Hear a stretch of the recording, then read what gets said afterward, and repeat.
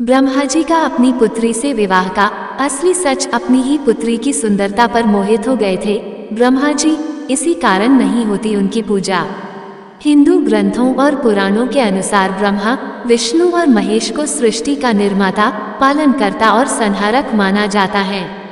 लेकिन आपके मन में ये सवाल कई बार आता होगा कि विष्णु और महेश शिव जी के तो दुनिया भर में कई मंदिर हैं और लोग धर्म में भी इनकी स्थापना कर इनकी पूजा करते हैं, लेकिन ब्रह्मा की पूजा कभी नहीं की जाती और उनका केवल एक ही मंदिर है जो पुष्कर में है।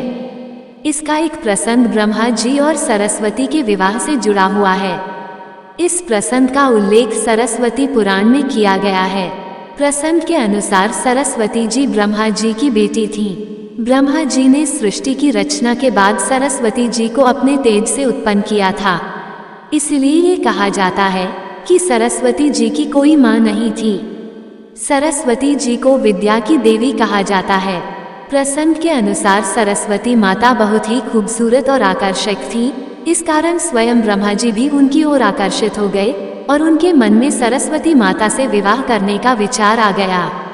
सरस्वती माता ब्रह्मा जी की इच्छा को जान गई थी। वो अपने पिता से विवाह नहीं करना चाहती थी। वह ब्रह्मा जी की नजरों से बचने का प्रयास करने लगी, लेकिन उनके ये सभी प्रयास असफल रहे। अंत में सरस्वती जी को ब्रह्मा से विवाह करना पड़ा। ऐसा माना जाता है कि इसकी देवलोक में बहुत आलोचना हुई और यही कारण है कि ब्रह्मा जी की पूजा नहीं की जाती।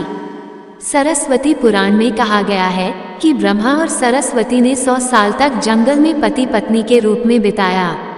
इस दौरान ब्रह्मा और सरस्वती में प्रेम बना रहा। इन दोनों का एक पुत्र भी हुआ। इस पुत्र को स्वयंभू मनु के नाम से जाना गया। बता दें कि ब्रह्मा और सरस्वती के विवाह को लेकर कुछ और भी प्रसंग प्रचलित हैं। लोग अन्य प्रसंगों को भी कहते सुनते रहते हैं। साथ ही अलग अलग प्रसंगों की सत्यता को लेकर अलग अलग दावे भी हैं। दोस्तों, आपको ये कहानी कैसी लगी कृपया कमेंट करके जरूर बताएं। वीडियो पसंद आया हो तो लाइक करें और ऐसी ही और भी बहुत सारी कहानियों को सुनने के लिए चैनल को सब्सक्राइब जरूर करें। धन्यवाद।